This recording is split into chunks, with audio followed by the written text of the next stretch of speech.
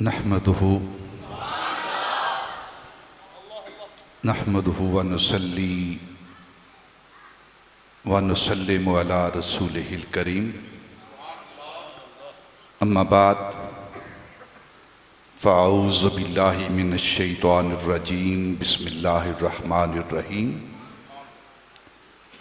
क़ालल्लाहु तआला फ़ी कलामिहिल मजीद अल बुरहानिर रशीद वल फुरक़ानिल हमीद। अनअमल्लाहु अलैहिम मिनन नबिय्यीना वस्सिद्दीक़ीना वशुहदाई वसालिहीन वहसुन उलाइका रफ़ीक़ा। सदक़ल्लाहु मौलानल अज़ीम व सदक़ रसूलुहुन नबियुल करीम व नहनु अला ज़ालिका मिनश शाहिदीन व शाकिरीन वल्हम्दुलिल्लाहि रब्बिल आलमीन। व क़ालल्लाहु तआला फ़ी मक़ामिन आख़र इन्नल्लाहा व मलाइकतहु युसल्लूना अलन नबी या अय्युहल्लज़ीना आमनू सल्लु अलैहि व सल्लिमू तस्लीमा। अस्सलातु वस्सलामु अलैका या सय्यदी या रसूलल्लाह व अला आलिका व अस्हाबिका या रहमतल लिल आलमीन। इंतहाई मुअज़्ज़ज़ व मोहतरम सामईन, अरबाब अहले सुन्नत, अदब खुर्दगाने निगाहे मोहब्बत,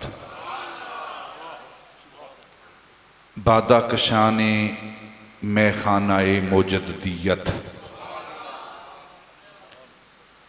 इंतहाई इज़्ज़त व तकरीम के लायक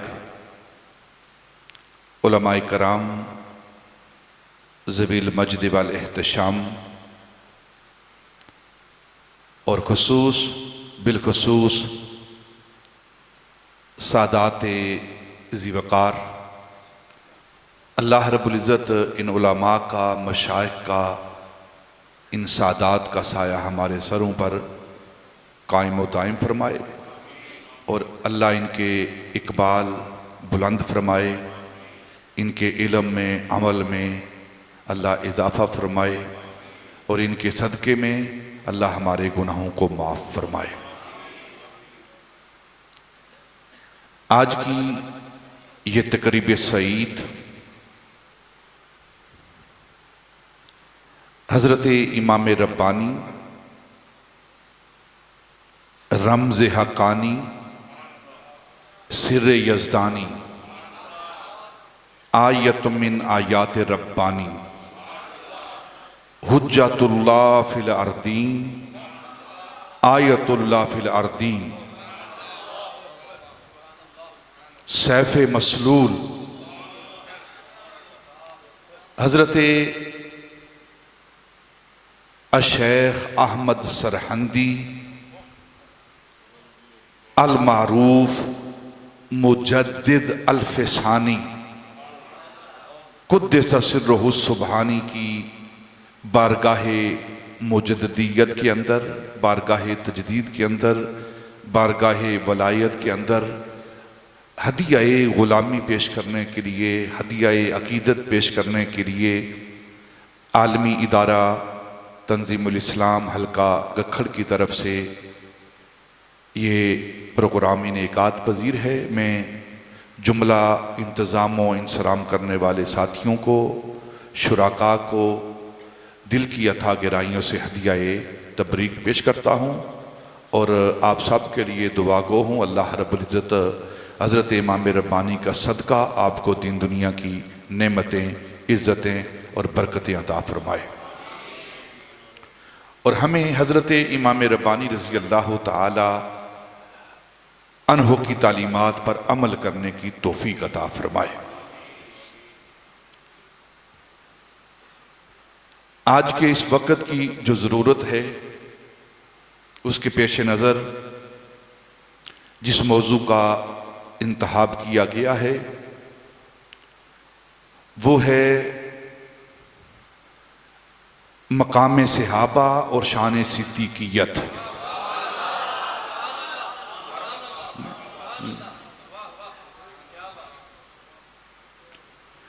अल्लाह रब्बुल इज़्ज़त ने कुरान पाक के अंदर इरशाद फरमाया, अनअमल्लाहु अलैहिम मिनन नबिय्यीना वस्सिद्दीकीना वश्शुहदाई वस्सालिहीन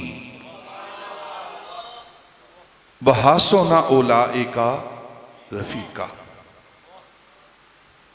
हर इंसान नमाज पढ़ता है और अल्लाह रब्बुल इज़्ज़त हमें नमाज पढ़ने की तौफीक अता फरमाए।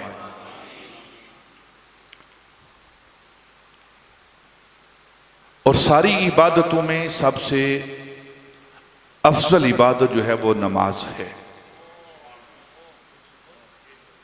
और नमाज उस वक्त तक मुकम्मल नहीं होती जब तक इंसान नमाज के अंदर सूरह फातिहा को तलावत ना कर ले।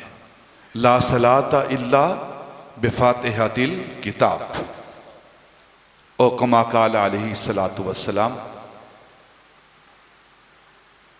जब हम नमाज पढ़ते हैं तो नमाज के अंदर फातिहा शरीफ पढ़ते हैं, तो फातिहा के अंदर हम दुआ करते हैं, इहदिनस सिरातल मुस्तकीम सिरातल लज़ीना अनअमता अलैहिम।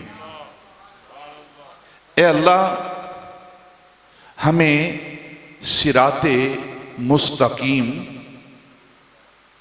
दिखा या सिराते मुस्तकीम पर कायम रख।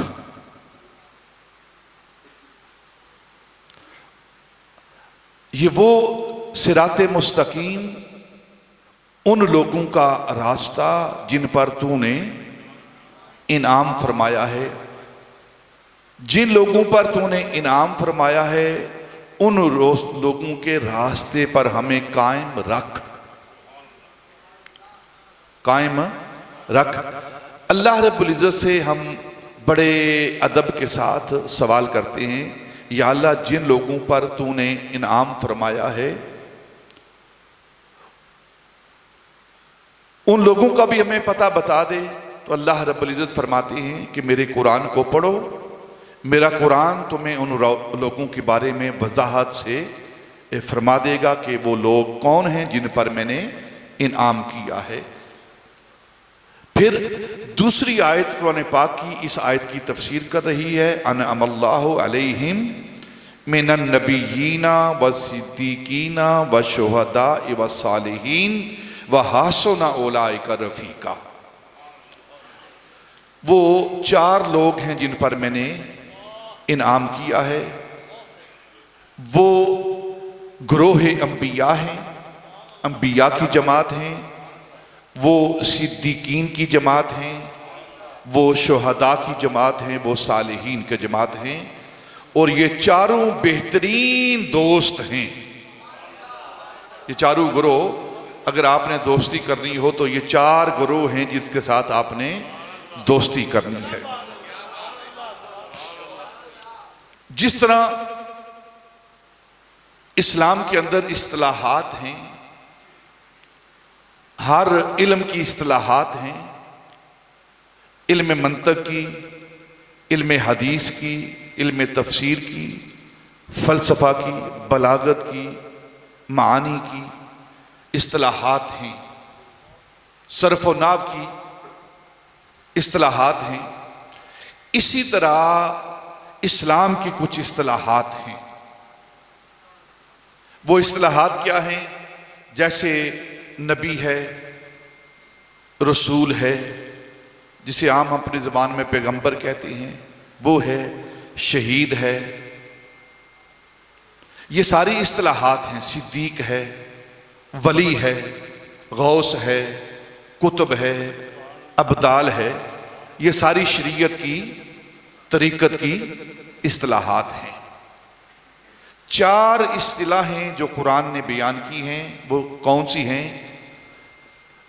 वो पहली इस्तिलाह नबुव्वत, पहली इस्तिलाह वो नबुव्वत है। दूसरी इस्तिलाह वो सिद्दीकियत है। तीसरी इस्तिलाह वो शहादत है। और चौथी इस्तिलाह वो वलायत है, सालहियत है, नेकी है। ये चार इस्तिलाहें हैं, चार इस्तिलाहें हैं, या आसान लफ्जों में ये चार मर्तबे हैं, चार मकाम हैं। ये चार मकाम हैं, चार मर्तबे हैं, चार मकाम हैं। पहला मर्तबा मर्तबाए नबुव्वत, मर्तबाए नबुव्वत। दूसरा मर्तबा मर्तबाए सिद्दीकियत। तीसरा मर्तबा मर्तबाए शहादत।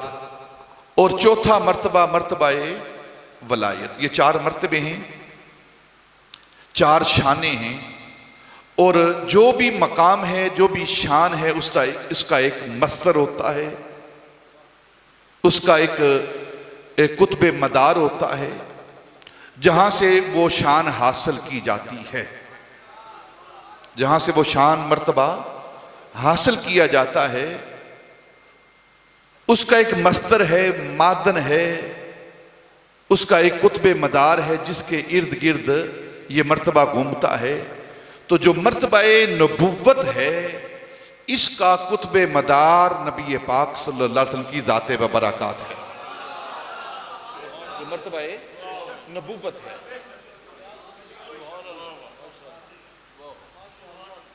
जिसको भी नबुव्वत का ताज मिलेगा अंबिया में से, और जिसको नबुव्वत का ताज मिला है, वो काने मुस्तफा से मिला है। वो काने मुस्तफा से मिला, यानी कि आदम अलैहिस्सलाम से लेकर ईसा अलैहिस्सलाम तक जितने भी नबी अल्लाह रब्बुल इज्जत ने मबऊस फरमाए हैं, इन सब को नबुव्वत मुस्तफा के सदके में है।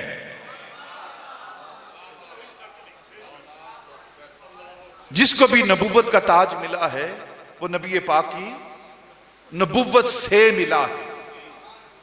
सदर नशीन दीवान हशरदा, आरफ़े खड़ी रूमी कश्मीर। सदर नशीन दीवान हशरदा ते अफसर विच इमामा, कुल नबी मोहताज उसे दे ते नफरा वां गुलामा। कुल नबी मोहताज उसे दे ते नफरा वांग गुलामा। नबुव्वत की असल भी ज़ाते मुस्तफ़ा है, नबुव्वत की असल भी ज़ाते मुस्तफ़ा है। और सारी कायनात का जो ईमान है, सारी कायनात के ईमान की असल भी ईमान मुस्तफ़ा है, ईमान मुस्तफ़ा है। सारी कायनात का जो ईमान है, वो नबी पाक सल्लल्लाहु अलैहि वसल्लम के ईमान का जिल और अक्स है। असल ईमान, असल नबूवत नबी पाक की है, असल नबूवत नबी पाक की है। और असल ईमान नबी पाक सल्लल्लाहु अलैहि वसल्लम का है। और फिर जिसको भी ईमान मिला है, वो नबी पाक सल्लल्लाहु अलैहि वसल्लम के ईमान से मिला है। वो उसका ईमान नबी पाक सल्लल्लाहु अलैहि वसल्लम के ईमान का अक्स और जिल है। उसकी दलील क्या है? उसकी दलील कुरान पाक, अंबिया हूं, रसूल हूं, मलाइका हूं, आम मोमिनीन हूं, सब अल्लाह रब्बुल इज्जत की जात पर ईमान रखते हैं। सब अल्लाह की जात पर ईमान रखते हैं, लेकिन सबका ईमान कैसा है? सबका ईमान शुनीद वाला है। सबका ईमान शुनीद वाला है।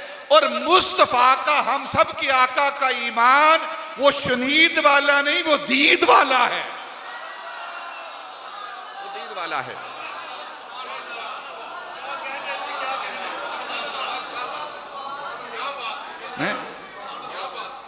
और जिसको भी नबुव्वत मिली है नबी पाक सल्लल्लाहु अलैहि वसल्लम की नबुव्वत से मिली है, ठीक है। बेवास्ते उनके खुदा कुछ अता करे, हाशा गलत ये खबर बेबसर की है। आला हज़रत फाज़िल बेवास्ते उनके खुदा कुछ अता करे, आशा गलत ये खबर बेबसर की है। अन्य दी बेबसर, अन्य भी दीन दे। जो कुछ भी कायनात को मिल रहा है ना, जो कुछ भी कायनात को मिल रहा है वो नबी पाक सल्लल्लाहु अलैहि वसल्लम के सदके में मिल रहा है। आप नबी पाक की जात इस कायनात के अंदर वसीला हैं। क्या हैं? वसीला हैं। इस वसीले का दूसरा नाम बरज़ख है। इस वसीले का दूसरा नाम बरज़ख है। बरज़ख किसे कहते हैं? वास्ते को, वसीले को। बरज़ख किसे कहते हैं? वास्ते को, वसीले को। बात समझाता हूं आपको मैं। ये कब्र जो है ना, कब्र, हम कब्र को बरज़खी जिंदगी कहते हैं। कौन सी जिंदगी? बरज़खी जिंदगी कहते हैं। ये बरज़ख की जिंदगी, ये कब्र की जिंदगी जो है, ये वसीला है दो जहानों के दरमियान, दो चीजों के दरमियान। कब्र, वो दो जहान कौन से हैं? एक ये आलम हयात है, ये आलम असबाब है जहां हम रह रहे हैं, और एक जहान है हशर का जहान, जन्नत का जहान। कोई भी इंसान डायरेक्ट इस जहां से डायरेक्ट जन्नत में नहीं, पहले वो बरज़ख में जाएगा, फिर उसके बाद जन्नत में जाएगा। तो कब्र की जिंदगी ये बरज़ख की जिंदगी है। ये दोनों जिंदगियों के दरमियान वास्ता है, वसीला है, दोनों जिंदगियों के दरमियान। देखें, पानी अगर हमने गर्म करना हो तो उसका क्या तरीका है कि पानी का एक जग, बाल्टी, डोल भरें और आग जलाएं और उसके ऊपर डाल दें। यह तरीका है? नहीं, यह तरीका नहीं। या पानी खत्म हो जाएगा या आग बुझ जाएगी, उसका तरीका नहीं है। पानी गर्म करने का तरीका क्या है कि हम एक देगची को लेंगे, उस देगची को आग के ऊपर रखेंगे, फिर उस देगची के अंदर पानी को डालेंगे, और बरज़ख जो होता है उसके अंदर यह सलाहियत होती है कि एक जहां से फैज लेकर दूसरे जहां तक फैज पहुंचाती है वो बरज़ख। जो देगची का तलवा है, देगची का जो तलवा है उसे बरज़ख कहते हैं, उस तलवे को, जो नीचे वाला हिस्सा है। और वो आम मट्टी नहीं होती, हांडी जो है वो आम मट्टी से नहीं बनी होती। आम मट्टी अगर रखेंगे फट जाएगी, आग पर रखेंगे फट जाएगी। वो खास मट्टी है, हांडी की वो खास मट्टी है। अगर उसको आग के ऊपर रखेंगे, आग जलती रहे तो उसको कुछ नहीं होगा। उसके अंदर ये कुदरत ने सलाहियत रखी है फैज लेने की भी और फैज देने की भी, उस बरज़ख के अंदर। तो उस देगची का जो तलबा है, हांडी का जो निचला हिस्सा है, उसके अंदर यह सलाहियत है कि वो आग का फैज ले रही है, और जो हांडी के अंदर, देगची के अंदर पानी है, उसको फैज, गर्मी, हरारत दे रही है। तो बरज़ख क्या है? इस कायनात के अंदर जो वसीला है, हर शय एक वसीला है, हर शय एक बरज़ख है। लेकिन सबसे बड़ी बरज़ख, बरज़कुल बज़ारिख, वो नबी पाक की जात है। वो नबी पाक की जात है। उनके अंदर ये सलाहियत है कि अल्लाह की जात से फैज लेते हैं और मखलूक को फैज देते हैं। बरज़क कहते हैं वास्ते को, बरज़क कहते हैं वास्ते को। अल्लाह की जात से फैज ले रहे हैं और मखलूक को फैज दे रहे हैं। लोग झगड़ा कर रहे हैं कि नूर नहीं थे, नूर नहीं थे, नूर नहीं थे। कुछ झगड़ा करते हैं सिर्फ बशर थे, बशर थे, बशर थे। बेवकूफो, दोनों हसीयतें हैं, ये दोनों शाने हैं नबी पाक की। अगर नूर ना होते तो फैज ले ना सकते, और अगर बशर ना होते तो फैज दे ना सकते।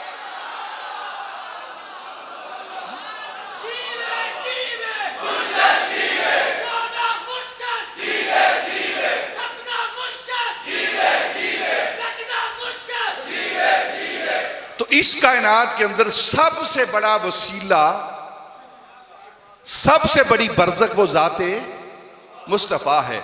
अगर हमें रिज़्क मिल रहा है, दे अल्लाह रहा है, कोई इनकार नहीं, दे अल्लाह रहा है, लेकिन मुस्तफ़ा के सदके में दे रहा है। अगर हमें औलाद मिल रही है, दे अल्लाह रहा है, इसमें कोई शक नहीं, इसमें कोई शक नहीं, दे अल्लाह रहा है, लेकिन मुस्तफ़ा के सदके में दे रहा। नबियों को नबूवत मिल रही है, दे अल्लाह रहा है, लेकिन मुस्तफ़ा के सदके में दे रहा है, मुस्तफ़ा के वसीले से दे रहा है, मुस्तफ़ा के वसीले से दे रहा है। जो कुछ भी अल्लाह देता है वो मुस्तफ़ा के। इस पर बुखारी शरीफ के हदीस पाक उलमा यहां मौजूद हैं। वल्लाहु युती व इन्ना माना कासिम, हदीस मुबारका है, बुखारी की हदीस पाक है। ये नबी पाक फरमाते हैं अल्लाह मुझे देता है, अल्लाह अता करने वाला है। व इन्ना मा अना कासिम, व इन्ना मा अना कासिम। अल्लाह देने वाला है, क्या देने वाला है कोई जिक्र नहीं, हदीस पाक के अंदर जिक्र नहीं है। ये फाइल मौजूद है, देने का फेल भी मौजूद है, लेकिन मफऊल मौजूद नहीं। अल्लाह देता है, मैं तकसीम करता हूं। नबी पाक ने फरमाया अल्लाह देता है, मैं तकसीम करता हूं। मफऊल कोई नहीं है कि सिर्फ अल्लाह क्या चीज देता है।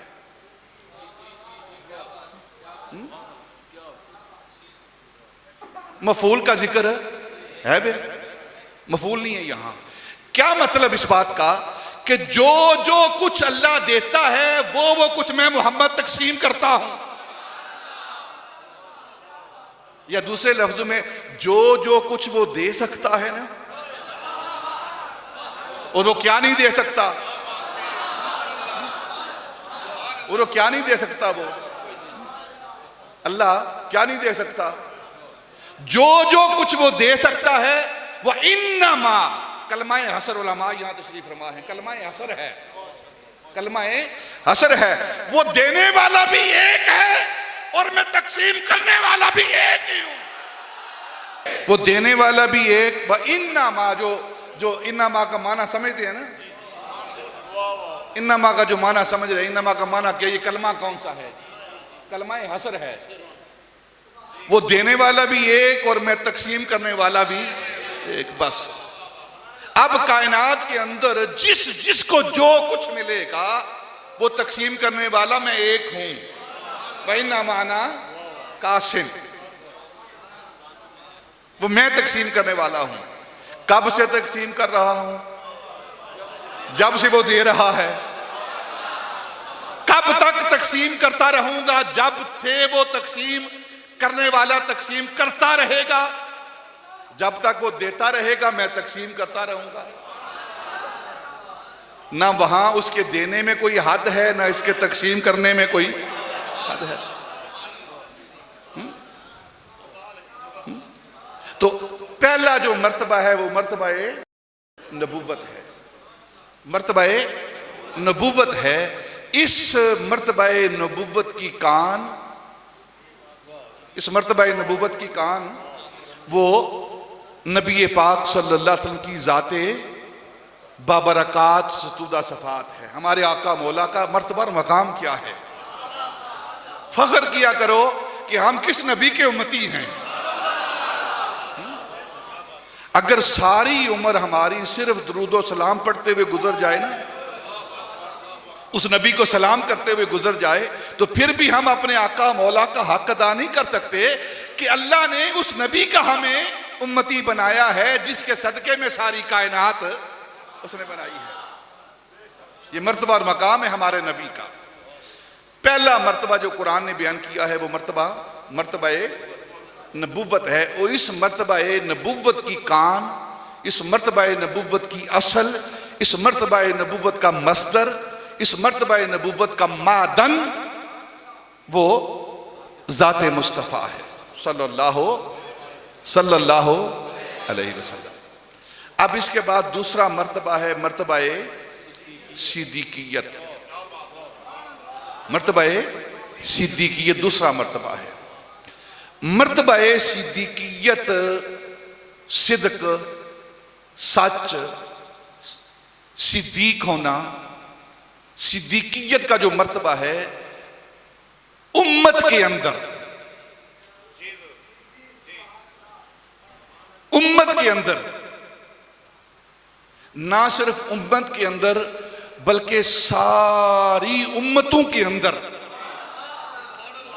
जिस को भी सिद्क मिलेगा, सिद्दीकियत मिलेगी, इस मर्तबा सिद्दीकियत की कान सैयदना अबू बकर सिद्दीक हैं। वज़कुर फिल किताब इब्राहीम इन्नहु काना सिद्दीकन नबिय्या, कुरान पाक है ना। तो मैंने पहले ही बात जुमला क्या कि बात आगे ले गया हूं ताकि किसी को इतराज का मौका ही ना मिले कि देखो जी सिद्दीक को नबियों से बढ़ा रहे हैं। उम्मत के अंदर, ना सिर्फ उम्मत के अंदर बल्कि उम्मतों के अंदर, और उम्मत नबी की होती है, उम्मत नबी की होती है। उम्मतों के अंदर, ना सिर्फ इस उम्मत के अंदर। एक और बात कर देता हूं, हजरत इमाम रब्बानी ने एक बात की है जो सिर्फ हजरत इमाम रब्बानी ने की है, सिर्फ आपने की है और किसी ने नहीं लिखी ये बात। वो क्या है कि उम्मतों के अंदर जो वलायत तकसीम करने वाली जात है ना, उम्मतों के अंदर, ना सिर्फ इस उम्मत के अंदर, ना सिर्फ इस उम्मत के अंदर, सारी उम्मतों के अंदर जो वलायत तकसीम करने वाली जात है वो हजरत मौला अली की जात है। वो हजरत मौला अली की जात। ये सिर्फ बात हजरत इमाम रब्बानी ने लिखी है, कम अज कम मेरे इल्म में नहीं कि किसी और ने लिखी हो, मेरे इल्म में नहीं है। अगर किसी और ने ये बात लिखी हो तो मुझे भी वो बता दे ताकि मेरे लिए कोरा वाला बन जाएगा। ये बात सिर्फ सारे सिलसिले पाक, तैयब, ताहिर, चिश्ती हूं, कादरी हूं, सोरबर्दी हूं, नूरी हूं, तैफूरी हूं, सारे सिलसिले पाक, तैयब, ताहिर हैं। सारे सिलसिले इनकी इंतहा तरीकत की जो सिलसिला मिलता है, जो चेन जाकर ख़त्म होती है, जो जाकर शजरा ख़त्म होता है, वो हज़रत मौला अली तक। ठीक है, सवाए सिलसिला नक्शबंदिया के, सवाए सिलसिला नक्शबंदिया के, सिलसिला आलिया नक्शबंदिया की इंतहा सैयदना अबू बकर सिद्दीक पर। सारे सलासल जिनकी इंतहा हजरत मौला अली तक होती है, वो सारे के सारे हजरत मौला अली का, अपने पीरो मुर्शद का, मुर्शद अव्वल का जिक्र पैदाइश के बाद शुरू करते हैं। उनके वजूद उनसरी की पैदाइश के बाद का जिक्र करते हैं। नक्शबंदी वो हैं, मुजद्दिदी वो हैं जो मौला अली का जिक्र पैदाइश से पहले करते हैं।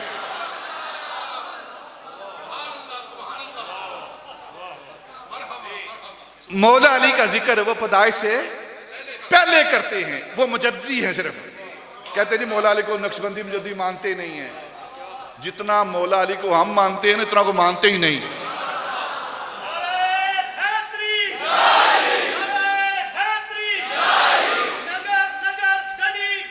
अली अली,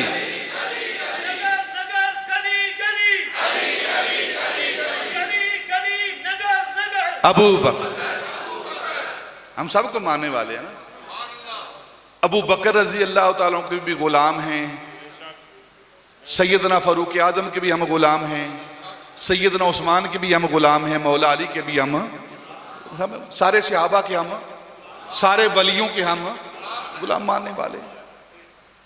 जिस अंदाज में हजरत इमाम रब्बानी ने यह बयान किया है कि आम बात नहीं है ये कि पहली उम्मतों के अंदर भी जो जो अल्लाह का वली बना है उसको वलायत तकसीम करने वाली मौला अली रजी अल्लाह तआला की जात, उनकी रूह है। जिस तरह हमारा ये ईमान है ना कि पहले वलियों के अंदर, पहली उम्मतों के अंदर वलायत तकसीम करने वाली मौला की जात है ना, मौला अली की, इसी तरह मेरा ये ईमान है, मेरा ये ज़ौक़ है कि पहली उम्मतों के अंदर भी सिद्दीकियत तकसीम करने वाली जात वो अबू बकर सिद्दीक की जात है, वो सैयदना अबू बकर सिद्दीक की जात है। तो दूसरा मर्तबा है मर्तबा सिद्दीकियत, मर्तबा सिद्दीकियत। इस मर्तबे की असल क्या है, इस मर्तबे की कान कौन है, इस मर्तबे का मस्दर कौन है, इस मर्तबे का मादन कौन है, वो सैयदना अबू बकर सिद्दीक रजी अल्लाह। बात समझ आ रही है कि नहीं आ रही? सैयदना अबू बकर सिद्दीक रजी अल्लाह तआला अन्हु मर्तबा इस उम्मत के अंदर, मैं बार बार उम्मत का लफ्ज़ इसलिए दोहरा रहा हूं ताकि कोई ये ना तसव्वुर कर ले, ये ना ख्याल कर ले कि नबी भी सिद्दीक हुए हैं, नबी भी सिद्क वाले हुए हैं तो फिर उनको भी ये सिद्दीकी सैयदना अबू बकर से मिली है ना। उम्मत के अंदर, सिर्फ इस उम्मत के अंदर नहीं, आदम अलैहिस्सलाम से लेकर ईसा अलैहिस्सलाम तक और फिर नबी पाक की उम्मत के अंदर क़यामत तक जिसको भी सच्चाई मिलेगी, सिद्क मिलेगा, जो भी सच्चा होगा वही सच्चा होगा जो अबू बकर को मानने वाला होगा।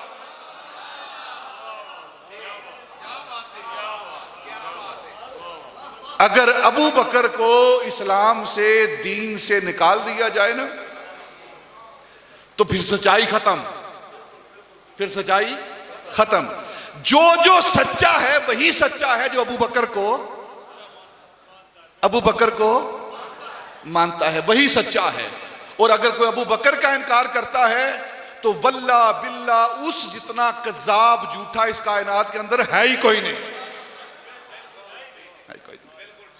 और फिर मैं बार बार उम्मत की बात कर रहा हूं, उम्मतों की बात कर रहा हूं, पहली उम्मतों की बात, एक बात यहां कर देता हूं। हदीस पाक है, उलमा यहां तशरीफ फरमा है। नबी पाक सल्लल्लाहु अलैहि वसल्लम ने फरमाया कल क़यामत का जब मैदान लगेगा, हशर का मैदान लगेगा ना, ये हदीस पाक है। हशर के मैदान के अंदर मेरी उम्मत का मामला क्या होगा और बाकी उम्मतों का मामला क्या होगा, बाकी उम्मतों का मामला क्या होगा।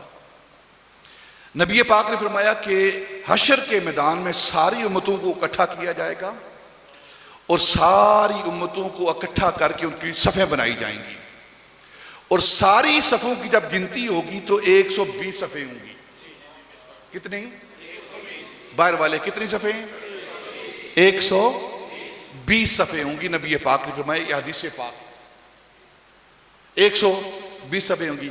और नबी पाक सल्लल्लाहु अलैहि वसल्लम ने फरमाया कि उन 120 सफ़ों में 80 सफ़ें मेरी उम्मत की होंगी।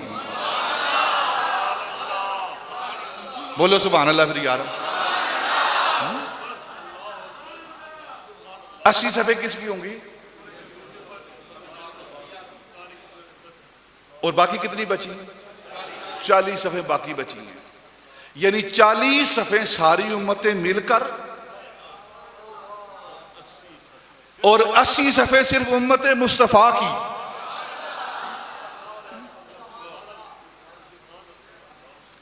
और फिर ये हदीस पाक जब उलमा पढ़ते हैं उनका अपना अंदाज है, जब सूफिया पढ़ते हैं उनका अपना अंदाज है पढ़ने का। और एक जो औलिया होते हैं जिन्हें हम सूफिया औलिया कहते हैं, इनके बारे में सुन लें आप एक बात। कोई जाहिल अल्लाह का वली नहीं हो सकता। कोई जाहिल अल्लाह का वली नहीं हो सकता। और अगर किसी जाहिल को अल्लाह अपना दोस्त वली बना ले तो उसे जाहिल रहने नहीं देता।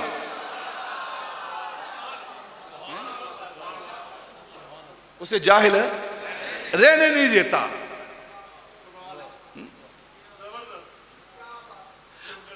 अब अपना अपना पढ़ने का अंदाज होता है, जिसे बाकी लोग भी पढ़ते हैं, लेकिन औलिया जो पढ़ते हैं ना, वो सिर्फ पढ़ते नहीं, साथ मुशाहिदा भी करते हैं। हजरत ख्वाजा मोहम्मद पारसा हमारे सिलसिला आलिया नक्शबंदिया के बुजुर्ग इमाम हुए हैं। आप फरमाते हैं कि जब मैंने ये हदीस पाक पढ़ी ना, हदीस पाक पढ़ के मैंने किताब को बंद किया और अपने सर को दिल की तरफ झुकाया, आंखें बंद की तो हशर का नक्शा मेरे सामने आ गया। आप फरमाते मैंने देखा कि सफ़े लगी हुई हैं, तो इन जो 120 सफ़े हैं ना, इन 120 सफ़ों के आगे 3 सफ़े और हैं। इन 120 सफ़ों के आगे ये हजरत ख्वाजा मोहम्मद पारसा फसलुल खिताब 3 सफ़े और हैं। कहते मैंने मुशाहिदा किया, तरद्दुद किया, गौर किया, देखा ये 3 सफ़े जो आगे हैं ये किन की हैं और इनके आगे कौन खड़ा है। तो हजरत ख्वाजा मोहम्मद पारसा कहते हैं वो 3 सफ़े जो आगे मैंने देखी वो अंबिया की, रसूलों की सफ़े थी, और इन 3 सफ़ों के आगे जो इमाम खड़ा था उसे इमामुल अंबिया हमारे आका मौला वद्दुहा के चेहरे वाला रसूल कहते हैं। वो खड़े हैं, और जहां 3 सफ़े खत्म हुई आगे 120 सफ़े शुरू हो रही हैं। उन अंबिया के पीछे और 120 सफ़ों के आगे एक और इमाम खड़ा है, एक और इमाम खड़ा है। तो मैंने गौर किया, तामुल किया, गौर से देखा कि मैं देखूं अगले इमाम तो मैंने देख लिया है, अब जो 3 सफ़ों के दरमियान पीछे और 120 सफ़ों के आगे इमाम खड़ा है वो कौन है। तो कहते हैं वो अबू बकर सिद्दीक है।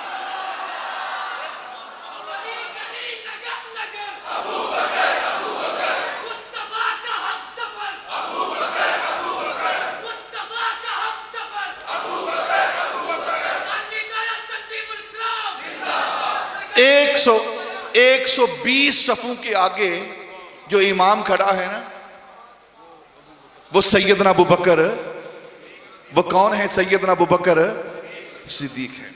और फिर आप कहते हैं एक और बात आपने की है, हजरत ख्वाजा मोहम्मद पारसा ने एक और बात की है। आप फरमाते हैं कि मैंने तामुल किया, देखो तो सही जरा कि ये जो 80 सफ़े नबी पाक सल्लल्लाहु अलैहि वसल्लम की उम्मत की हैं, देखो जरा इनका मामला क्या है, इनकी तकसीम क्या है। तो आप फरमाते हैं कि उन 80 सफ़ों में 60 सफ़े हजरत इमाम अबू हनीफा के मुकल्लिदीन की हैं, हनफियों की हैं। उन 80 सफ़ों में 60 सफ़े किसकी हैं? हजरत इमाम अबू हनीफा के गुलामों की, आपकी। और बाकी कितनी रह गई? 20। वो किन की हैं? वो किन की हैं?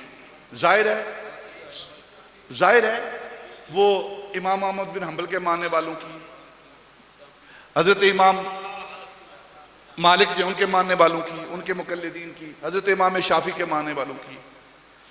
20 सफ़े उनकी, तीनों इमामों की, और 60 सफ़े हनफियों की। ये 80 की 80 सफ़े मुकल्लिदीन की हैं।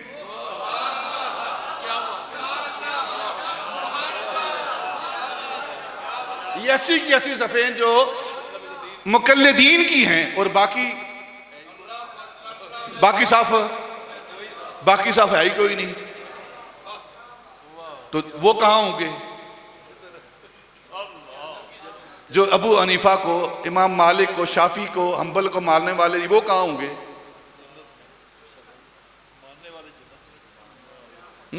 पता नहीं कहाँ सफ़ों में है ही नहीं वो सफ़े 60 सफ़े अबू हनीफा के मानने वालों की, मुकल्लिदीन की, और बाकी 20 दूसरे इमामों की, जितने भी हैं, चलो 3 ना 4 ना 5 से 6 कर लें, ठीक है, और अहमा को मान लें आप, उनकी है।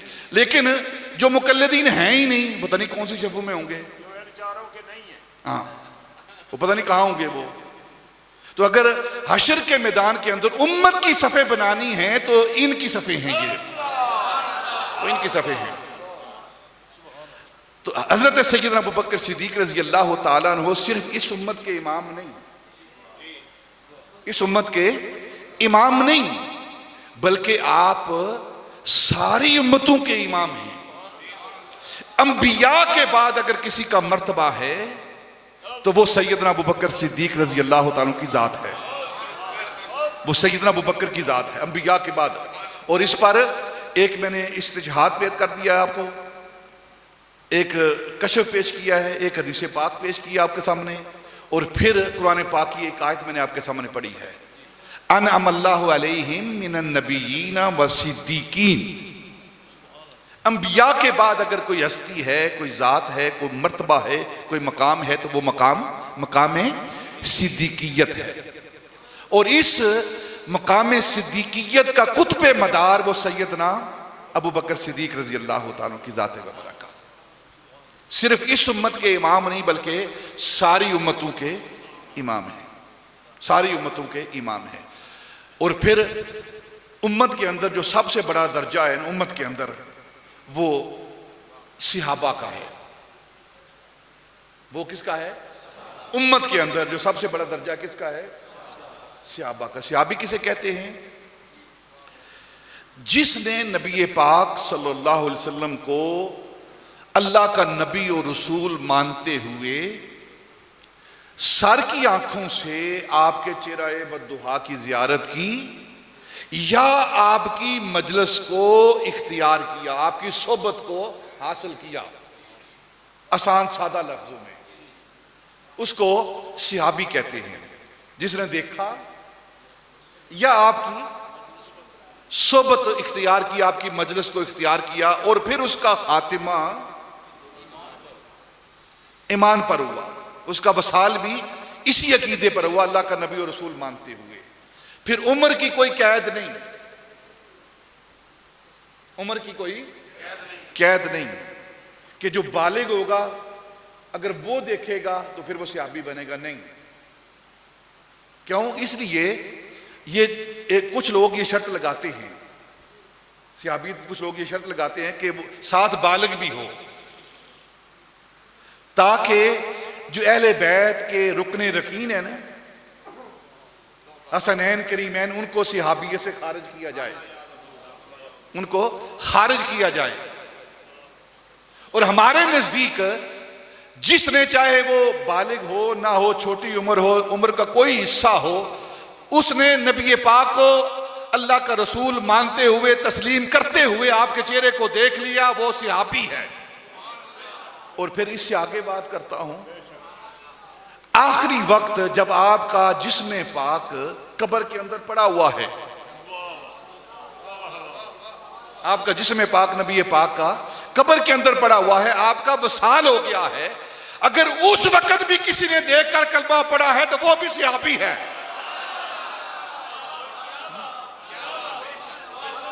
उस वक्त जब आप कब्र के अंदर पड़े हुए हैं, उस वक्त अगर किसी ने देखकर कलमा पढ़ लिया है, वो भी सिहाबी है। और इस कायनात के अंदर, उम्मत के अंदर जो सबसे बड़ा मर्तबा है वो किसका है? सिहाबी का है। उम्मत के अंदर सबसे बड़ा मर्तबा किसका है? कोई गौस, कुतुब, अब्दाल, उताद, बड़े से बड़ा फलसफी, बड़े से बड़ा अल्लामा, बड़े से बड़ा वली, वो किसी सिहाबी के कदमों की खाक के बराबर नहीं, किसी सिहाबी के खाक के बराबर नहीं। ये सिहाबा का मर्तबा और मकाम। मैं एक बात ज़िमनन कह देता हूं, इन सिहाबा का मर्तबा क्या है, मकाम क्या है। मैं ये नहीं कहता कि अगर सिहाबा ना होते तो इस्लाम ना होता, ये नहीं मैं कहता। कि सहाबा ना होते तो इस्लाम ना होता। ये बात जरूर कहता हूं, अगर सहाबा ना होते तो इस्लाम की ये शान, इज्जत, शौकत ना होती। ये जो शौकत इस्लाम है, ये जो नामूस इस्लाम है, ये जो इज्जत इस्लाम है, ये सहाबा की वजह से है, सहाबा की वजह से है। उम्मत के अंदर किसी शख्स का मर्तबा सहाबी के बराबर नहीं। ये तो सहाबी की बात है ना, सहाबी के अमल के बराबर किसी का अमल नहीं हो सकता। इस पर बुखारी के हदीस पाक आप उलमा से सुनते रहते हैं कि नबी पाक ने फरमाया कि आम शख्स, आम उम्मती गैर सहाबी अगर ओद पहाड़ जितना सोना और मेरा सहाबी एक सा आधा सा खजूर, वो अल्लाह की राह में सदका करे तो इसका ओद पहाड़ जितना सोना वो मेरे सहाबी की एक खजूर या आधी खजूर के बराबर नहीं। कहां खजूर और कहां खालिस सोना। जब अमल बराबर नहीं तो फिर जात बराबर किस तरह हुई? जब आम उम्मती सहाबी के बराबर नहीं, सहाबी जैसा नहीं, तो कितना बेवकूफ है जो नबी जैसा बनता फिरता है। मैं नबी जैसा, नबी मेरे जैसा है, उसे अपनी अक्ल का इलाज कराना चाहिए ना। जब आम शख्स, आम उम्मती सहाबी के बराबर नहीं, ना उसका अमल बराबर है ना उसकी जात बराबर है, तो जिसको देखकर सहाबी सहाबी बनता है।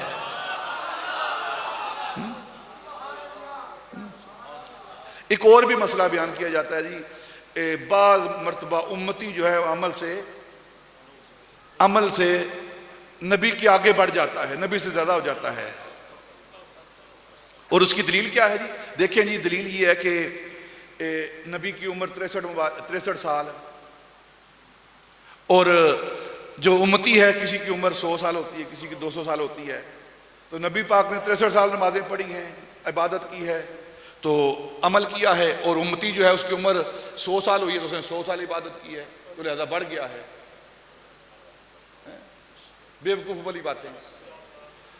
सारी कायनात की सारी जिंदगी, सारी कायनात की सारी जिंदगी और नबी का एक लहजा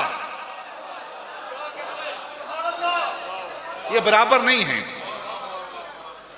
नबी का एक लहजा, मिनट भी नहीं, लहजा वो बराबर नहीं है, तो फिर सारी जिंदगी बराबर कैसे हो गई? और तू बात कर रहा है कि इसकी उम्र 100 साल है, नबी की 63 साल है। तेरी जिंदगी 100 साल के बाद तेरी अबदियत खत्म, तेरी अबदियत खत्म, लेकिन नबी कब्र के अंदर जाकर भी उसकी अबदियत खत्म नहीं होती। नबी की अबदियत खत्म नहीं होती, खत्म नहीं होती। तू किस तरह बढ़ रहा है? नबी कब्र के अंदर जाकर भी इबादत करता है। इस पर एक हजरत सईद बिन मुसय्यब की बात सुना दूं आपको, ताबी हैं। हजरत जब वाक़या हर्रा हुआ ना, वाक़या हर्रा क्या है? जब यजीद ने काबे पर और मस्जिद नबी पर हमला किया, मस्जिद नबी के अंदर उसने घोड़े बांधे और घोड़ों ने लीद की, वहां पेशाब किया, मस्जिद नबी को इबादत के लिए बंद कर दिया, और फिर भी अमीरुल मोमिनीन वो, फिर भी अमीरुल मोमिनीन, फिर भी जनती। अकल का इलाज करवाना चाहिए। जब सब कुछ बंद कर दिया, मस्जिद नबी के अंदर कोई दाखिल नहीं होता, कोई इबादत नहीं होगी। तारीख की सारी किताबें भरी पड़ी हैं, उलमा से पूछिए आप। तो हजरत सईद बिन मुसय्यब कहते हैं कि मैंने ये मामला देखा ना, तो मैंने दीवानों का रूप जो है वो धार लिया,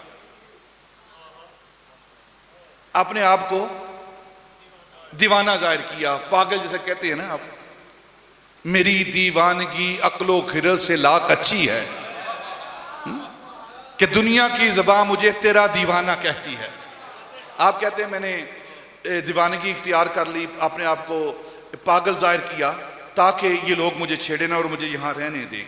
और उन्हें ऐसे किया उन लोगों ने, ये पागल है, दीवाना, इसके रखते हैं, कोई बात नहीं, इसको यहीं रहने दो। और आप फरमाते हैं मुझे कसम है उस ज़ात की जिसके कब्जा कुदरत में मेरी जान है, जब भी नमाज का वक्त होता मैं नबी पाक सल्लल्लाहु अलैहि वसल्लम की कब्र अनवर से अजान की आवाज सुनता और फिर इकामत होती और मैं जमात के साथ उनके साथ नमाज पढ़ता।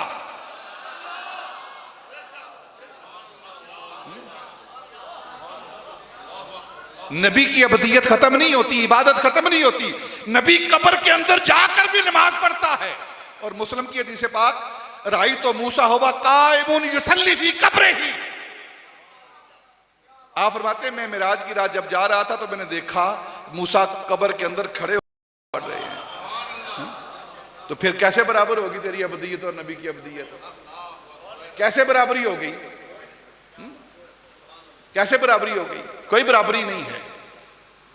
तो जो सिहाबी के बराबर नहीं वो नबी के बराबर कैसे हो जाएगा? सिहाबी का मर्तबा क्या है?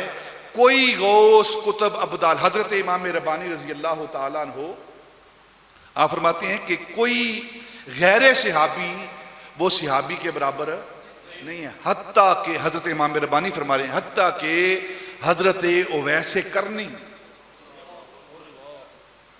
हजरत उवैस करनी रजी अल्लाह, जिनकी शान अजमत का कोई मुनकर नहीं है, उनके मर्तबे का कोई मुनकर नहीं है, ये वो हस्ती हैं हजरत उवैस करनी जिनके पास खुद नबी पाक सल्लल्लाहु अलैहि वसल्लम हजरत फारूक आजम को, सैयदना मौला अली को, हजरत बलाल हबशी को दुआ करवाने के लिए भेजते हैं कि जाओ मेरे उवैस के पास जाना और उम्मत की बख्शिश की दुआ करवाना।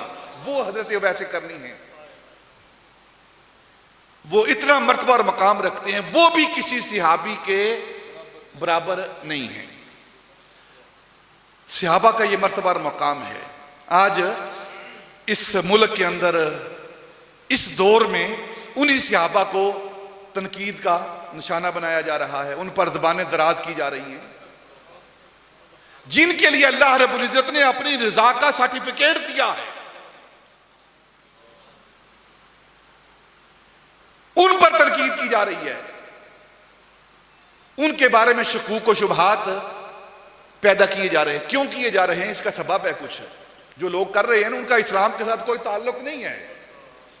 वो ये चाहते हैं जब सिहाबा मशकूक हो जाएंगे, तो जब सिहाबा मशकूक होंगे कुरान मशकूक होगा, शरीयत मशकूक होगी, इस्लाम मशकूक होगा।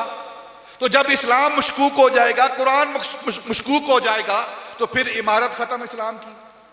वो इस्लाम की इमारत को मुनहदिम करना चाहते हैं, इसलिए सिहाबा पर इतराज कर रहे हैं वो, क्योंकि ये बुनियाद है ना सिहाबा, ये दीवारें हैं ना, ये छतें हैं ना, ये दरवाजे हैं ना इस्लाम के, इसलिए इतराज किया जा रहा है। वो इस्लाम के नुमाइंदे नहीं, जो सिहाबा पर इतराज करने वाले हैं वो कुफर के नुमाइंदे हैं, वो कुफर के नुमाइंदे हैं, वो यहूदो निसारा के नुमाइंदे हैं, उनका इस्लाम के साथ कोई ताल्लुक नहीं है, जो सिहाबा पर ज़बान दराज कर रहे हैं।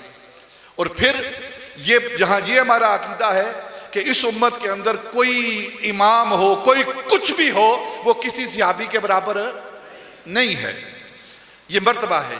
और जितने भी नबी हुए हैं, आदम अलैहिस्सलाम से लेकर ईसा अलैहिस्सलाम तक, उनके मानने वाले, उनको देखने वाले नबियों को, उन्हें हवारी या सिहाबी जो भी कहें आप, जिस तरह सारे अंबिया में नबी पाक अफजल हैं, आला हैं, इमामुल अंबिया हैं, इसी तरह सारी उम्मतों के अंदर जो उन नबियों के मानने वाले, देखने वाले सिहाबा हवारी हैं, उन सारे हवारियों से नबी पाक के सिहाबा अफजल हैं।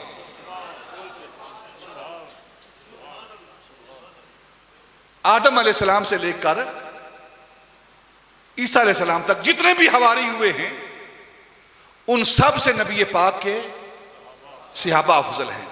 और फिर ये कितने हैं? जितने भी हैं।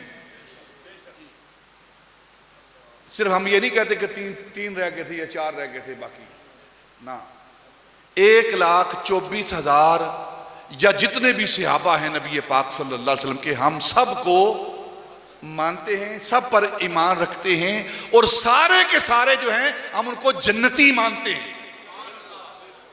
सब सिहाबा को हम जन्नती मानते हैं। 1,24,000 हैं जितने भी हैं, सबको हम मानते हैं और जन्नती मानते हैं। इन 1,24,000 में से 40 सहाबा शेब अबी तालिब वाले वो सबसे अफजल हैं। शेब अबी तालिब वाले वो अफजल हैं। इन 40 में, उन सारे सहाबा में जो 1400 बैते रिजवान वाले हैं ना, लक़द रज़ियल्लाहु अनिल मुअमिनीना इज़ युबायिऊनका तहत शजरा फ़अलिमा मा फ़ी क़ुलूबिहिम, ये जो 1400 सहाबा हैं ये अफजल हैं। उन 1400 सहाबा में जो 313 बदर वाले हैं वो अफजल हैं। 313 बदर वाले वो अफजल हैं। इन 313 में जो अशरा मुबशरा 10 सहाबा हैं जिनको नबी पाक सल्लल्लाहु अलैहि वसल्लम ने जिंदगी के अंदर जन्नत दी है। सिर्फ वादा नहीं, जन्नत दी है। आपने ये नहीं कहा कि अबू बकर तेरे साथ जन्नत का वादा, अबू बकर फिल जन्ना, उमर फिल जन्ना, उस्मान फिल जन्ना, अली फिल जन्ना। ये 10 सहाबा का नाम लेकर तू भी जन्नत में, तू भी जन्नत में, तू भी जन्नत में। ये नहीं कि क़यामत के बाद तुझे जन्नत मिलेगी ना। ये 10 सारे सहाबा से अफजल, और इनमें 4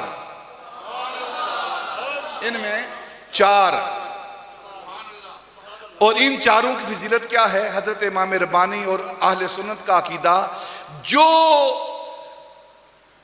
तरतीब खिलाफत है वही तरतीब फजीलत है, वही तरतीब फजीलत है। सबसे सारे सहाबा से मौला अली अफजल, सारे सहाबा से मौला अली अफजल, मौला अली से सैयदना उस्मान अफजल, सैयदना उस्मान से सैयदना उमर फारूक अफजल, और सैयदना उमर फारूक से सैयदना अबू बकर सिद्दीक अफजल। ये अहले सुन्नत का अकीदा है। किसका है? अहले सुन्नत का अकीदा है ये। और नाजी जमात जो है, निजात याफ्ता जमात जो है, जिस जमात की बख्शिश होनी है वो अहले सुन्नत हैं। वो कौन है? वो अहले सुन्नत हैं। और जन्नत जो मिलनी है ना, किस वजह से मिलेगी? अमल की वजह से। बोलो यार, अमल करो, अमल करो, अमल करो। अमल जरिया जरूर है, छोड़ना नहीं अमल किसी ने, छोड़ने का हुक्म नहीं है। हमें फौरन हमारा नेगेटिव माइंड है ना, बस छुट्टी दे दी है, कौन सा अमल की वजह से निजात होनी है। अमल क्या है, इसकी हैसियत क्या है? वो कसवटी नहीं होती, पत्थर जिस पर सोना रगड़ के ना तो चेक किया जाता है सोना असल है कि नकल है। ये अमल की अहमियत है, ये अमल की अहमियत है। ईमान तुम्हारा सही है कि नहीं सही, अमल पर, उस कसवटी पर रगड़ा जाएगा, ठीक है। लेकिन निजात अमल पर नहीं है, निजात का दारो मदार अमल पर नहीं है, निजात का दारो मदार अकीदे पर है। निजात का दारो मदार अकीदे पर है। आपको मिसालें मिल जाएंगी, दलीलें मिल जाएंगी, अगर आप पढ़ेंगे कि एक भी अमल नहीं, कलमा पढ़ा, चेहरा बद्दुआ को देखा, जाकर शहीद हो गया, खत्म, सीधा जनती। एक भी नमाज नहीं पढ़ी, लेकिन एक भी दलील नहीं मिलेगी किसी का अकीदा गलत हो और वो जन्नत में गया हो। एक भी दलील नहीं मिलेगी कि वो काफिर मरा है जन्नत में चला गया है, ना, ये नहीं मिलेगी। और जो आप हकायतें सुनते हैं ना उलमा से कि सारी उम्र यहूदी था, नसरानी था, तो ख्वाब में देखा कि जन्नत में है, तो अल्लाह ने उसको मरते वक्त तौफीक दी है कलमा पढ़ने की, ईमान की तौफीक दी है। कोई बेईमान जन्नत में नहीं जाएगा। और ये अहले सुन्नत का अकीदा है जो आपके सामने मैं पेश कर रहा हूं। वो क्या है कि इस कायनात के अंदर, उम्मतों के अंदर जो सबसे अफजल हस्तियां हैं वो सहाबा रिज़वानुल्लाह ताला अलैहिम अजमाइन की हस्तियां हैं। और इन सब में सैयदना अबू बकर सिद्दीक रजी अल्लाह ताला अन्हु वो अफजल हैं। नबियों के बाद जिसका मकाम है अफजलुल बशर बादल अंबिया, आम हम लफ्ज सुनते हैं अफजलुल बशर बादल अंबिया, वो कौन है? वो सैयदना अबू बकर सिद्दीक की जात है। और फिर आला हजरत फाज़िल बरेलवी ने जो कहा है अफजलुल खल्क बादल अंबिया, अफजलुल खल्क बादल अंबिया, अंबिया के बाद जितने भी अल्लाह रब्बुल इज्जत ने तख्लीक की है ना, जो भी मखलूक है, उस सारी मखलूक में सबसे अफजल हस्ती वो सैयदना अबू बकर सिद्दीक रजी अल्लाह तआला की जात है। यह अकीदा आपने समात किया है? आपका ईमान है इस पर कि नहीं? हाथ खड़ा करें जिनका ईमान है, सबका ईमान है। अब अगर कोई सैयदना अबू बकर सिद्दीक रजी अल्लाह तआला को मोमिन नहीं कहता, आपकी तरफ कुफर की निस्बत करता है, तो वो ना मोमिन रह जाता है, वो मुसलमान रह जाता है। हदीस पाक है, उलमा जानते हैं, नबी पाक ने फरमाया अगर कोई बंदा किसी मोमिन की तरफ कुफर की निस्बत करता है तो उन दोनों में से एक जरूर काफिर होगा। ये बुखारी और मुस्लिम की हदीस पाक है, उनमें से उन दोनों में से एक जरूर। और अबू बकर तो वो है कि जिसके इस्लाम की, जिसकी सहाबियत की गवाही खुदा दे रहा है। अबू बकर की सहाबियत की गवाही खुदा दे रहा है, खुदा का मुस्तफा दे रहा है। इज़ यक़ूलु लिसाहिबिही ला तहज़न इन्नल्लाह मआना, अबू बकर की सहाबियत की गवाही खुदा दे रहा है, मुस्तफा दे रहा है। और तेरे ईमान की गवाही तो कोई भी नहीं देता ना, बल्कि सारी उम्मत तेरे कुफ्र की गवाही दे रहे हैं। इसके बाद ये वो मर्तबा और मकाम है सैयदना अबू बकर सिद्दीक रजी अल्लाह ताला अन्हु का। इस उम्मत के अंदर जो अफजल तरीन हस्ती है, जो आला तरीन हस्ती है, वो सैयदना अबू बकर सिद्दीक रजी अल्लाह ताला की जात है। और नबी पाक सल्लल्लाहु अलैहि वसल्लम फरमाते हैं कि मुझ मोहम्मद पर जिसने कोई एहसान किया है ना, जिसने भी कोई एहसान किया है मुझ पर, मैंने उसके एहसानों का बदला दुनिया के अंदर दे दिया है, सवाए अबू बकर के एहसानों का, सवाए अबू बकर के एहसानों का। कल अल्लाह की बारगाह में जाकर अर्ज करूंगा, या अल्लाह मैंने हर एक के एहसान का बदला दे दिया है, लेकिन अबू बकर के एहसान इतने हैं, इसका बदला तू दे। अब वो सैयदना अबू बकर सिद्दीक रजी अल्लाह ताला अन्हु, नबी पाक ने फरमाया जब मैंने अपनी नबूवत को तुम्हारे सामने पेश किया ना, तो तुम सब ने दलीलें मांगी। दलील दो, अपने नबी होने की दलील दो, अपने नबी होने की दलील दो, तो नबी और रसूल और दलील दो। एक हस्ती है, एक जात है कि मैंने कहा मैं अल्लाह का रसूल हूं, उसने कहा मैं मानता हूं, और वो जात अबू बकर सिद्दीक की जात है, वो सैयदना अबू बकर सिद्दीक की जात है। इधर मेरे मुंह से निकला मैं अल्लाह का नबी हूं, ना दलील मांगी कि चांद को तोड़ो फिर मानूंगा, सूरज को मोड़ो फिर मानूंगा, दरख्त अपने पास बुलाओ फिर मानूंगा, कंकरों से कलमा पढ़ाओ फिर मानूंगा ना। उसने आपने कहा मैं अल्लाह का रसूल, कहा मैं मानता हूं। मैं अल्लाह को देख के आया हूं, कहा मैं मानता हूं। मिराज की रात ना सबसे पहले जिसने तस्दीक की है वो कौन है? एक बड़ी लतीफ बात जो सैयदना अबू बकर ने कही है मिराज के हवाले से। काफिरों ने आकर कहा ना, देख तेरा यार कहता है कि मैं आसमानों से होकर आया हूं, अल्लाह को देख के आया हूं, उससे मिल के आया हूं, तो तू क्या कहता है? कहता है अगर मेरा यार कहता है, मेरा नबी कहता है, तो बात ही कोई नहीं। इतनी बात तो सब बयान करते सुनते हैं। सैयदना अबू बकर ने आगे क्या कहा?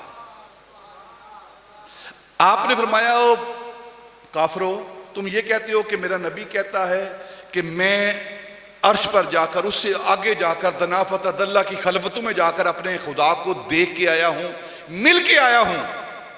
तुम तो ये कहते हो ना, अगर मेरा नबी ये कहे ना कि खुदा मुझसे मिलने के लिए आया है, अबू बकर ये भी मानता है, अबू बकर ये भी मानता है।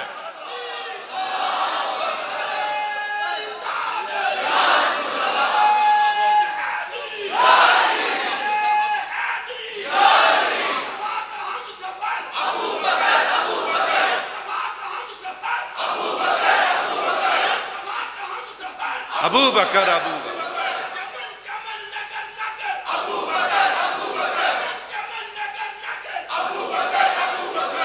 सुभान अल्लाह, मिलकर बोलो सुभान अल्लाह यार, मिलकर बोलो सुभान अल्लाह। अगर मेरा महबूब ये कहे ना कि मुझे खुदा मिलने के लिए आया, तो अबू बकर उसकी भी तस्दीक करेगा। इसे कहते हैं ईमान, इसे कहते हैं ईमान।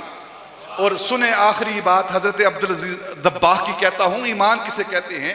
नबी पाक का ईमान के बारे में मैंने बात की थी कि आपका ईमान असल है और सारी कायनात का ईमान जिल है। और नबी पाक सल्लल्लाहु अलैहि वसल्लम का ईमान कैसा है, अली बरीज का मुताला करें आप कहते हैं कि नबी पाक का ईमान कैसा है। अगर नबी पाक सल्लल्लाहु अलैहि वसल्लम के ईमान से एक जर्रा, सारा ईमान नहीं, उस ईमान का एक जर्रा अगर कायनात पर डाला जाए तो कायनात जलकर खाकस्तर हो जाए। नबी पाक का ईमान। हजरत अब्दुल अजीज दब्बाह उम्मी वली, एक कतरा नबी पाक, एक जर्रा नबी पाक के ईमान का अगर कायनात पर डाला जाए तो सारी कायनात उस नूर को बर्दाश्त ना करे, जलकर खाकस्तर हो जाए। और अगर किसी ने नबी पाक सल्लल्लाहु अलैहि वसल्लम के ईमान से हिस्सा हासिल किया है तो वो सैयदना अबू बकर सिद्दीक की जात है।